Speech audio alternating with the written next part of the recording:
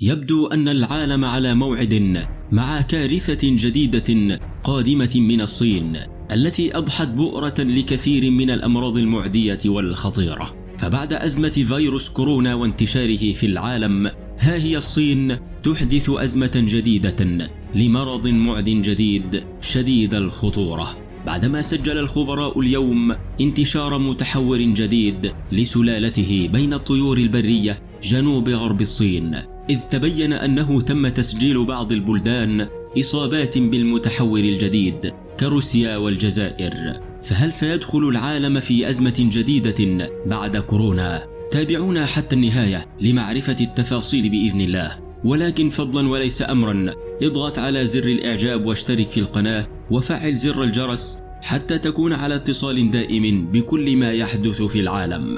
كشفت وكالة سبوتنيك اليوم أن وزارة الزراعة والشؤون الريفية في الصين سجلت بؤر المرض الجديد في منطقتين بمدينة نجشو الواقعة في الجزء الشمالي من منطقة التبت ذاتية الحكم في جمهورية الصين الشعبية. وفي وقت سابق من فبراير الماضي سجلت الجزائر تفشي سلالة إنفلونزا الطيور في مزرعة للدواجن أسفر عن نفوق 50,000 طائر بالمزرعة الواقعة في مدينة عين فكرون شمال شرق البلاد. وأعلنت روسيا السبت أنها رصدت أول حالة عدوى بسلالة من إنفلونزا الطيور، الذي كشف العلماء أن بؤرة انتشارها بدأت في الصين. وأبلغت منظمة الصحة العالمية بهذا الاكتشاف المهم خشية تحوله إلى وباء. وأكدت آنا بوبوفا رئيسة وكالة الصحة الروسية في تصريحات بثها التلفزيون الرسمي الروسي انتقال أول حالة عدوى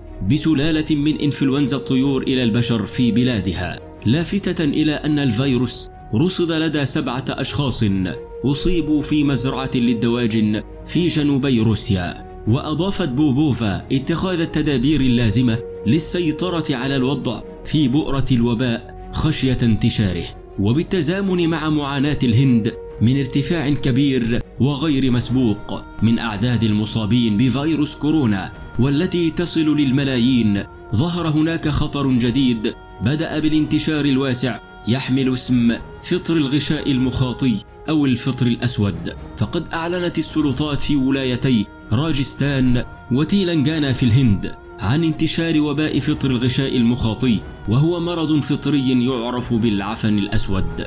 وقال وزير الصحة في ولاية راجستان أشيلا أرورا يستمر في التزايد والارتفاع عدد المرضى المصابين بداء الفطر المخاطي في الولاية، وذلك على خلفية تأثير كورونا. وشدد على ضرورة إبلاغ سلطات الولاية بكافة الإصابات بهذا المرض الفطري. من جانبه قال سريني فاسا وزير الصحة بولاية تيلنغانا إن سلطات المنطقة قررت اعتبار وباء فطر الغشاء المخاطي من الأمراض المعدية التي يجب الإبلاغ عنها، وذلك وفقا لقانون الأمراض الوبائية. المرضى الذين يعانون من ضعف في جهاز المناعة هم أكثر عرضة للإصابة بالفطريات المخاطية، وفقا لأحدث تقرير كشفت عنه الجهات الصحية في الهند. وقد يشمل الأمر المرضى الذين تعافوا للتو من عدوى كورونا. يقول أوليفر كورنيلي أستاذ الأبحاث المترجمة في مركز التمييز الأوروبي للعدوى الفطرية الغازية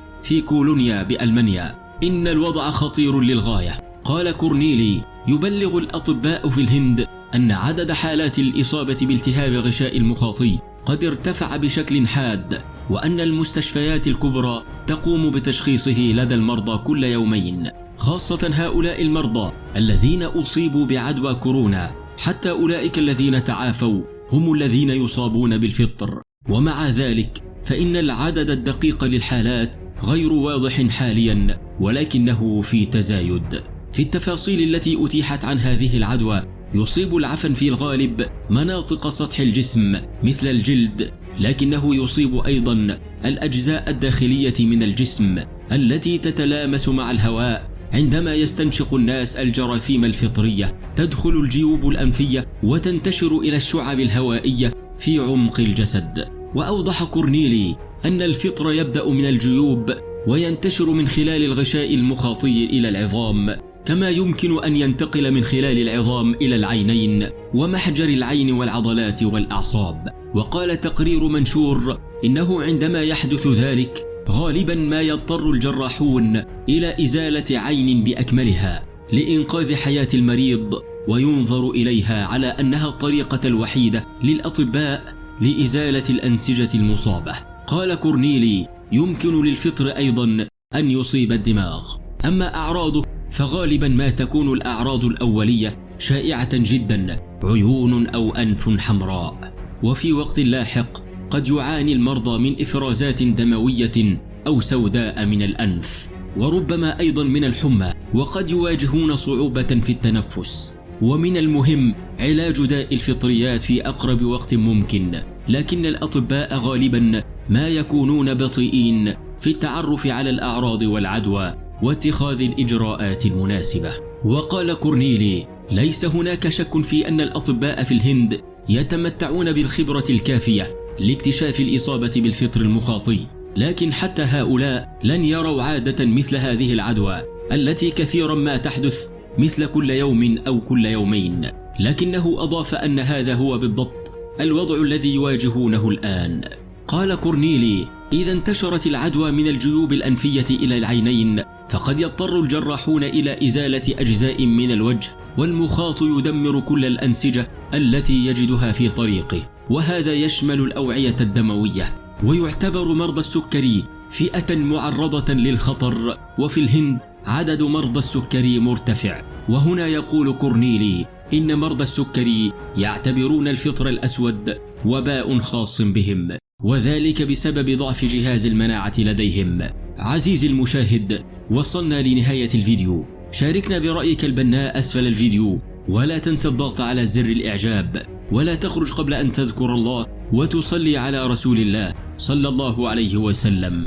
دمتم بخير وإلى اللقاء. اللهم إنا نسألك زيادة في الإيمان، وبركة في العمر، وصحة في الجسد، وسعة في الرزق، وتوبة قبل الموت، وشهادة عند الموت، ومغفرة بعد الموت، وعفوا عند الحساب، وأمانا من العذاب، ونصيبا من الجنة، وارزقنا النظر إلى وجهك الكريم. اللهم ارحم موتانا وموتى المسلمين، واشف مرضانا ومرضى المسلمين. اللهم اغفر للمسلمين والمسلمات والمؤمنين والمؤمنات الأحياء منهم والأموات.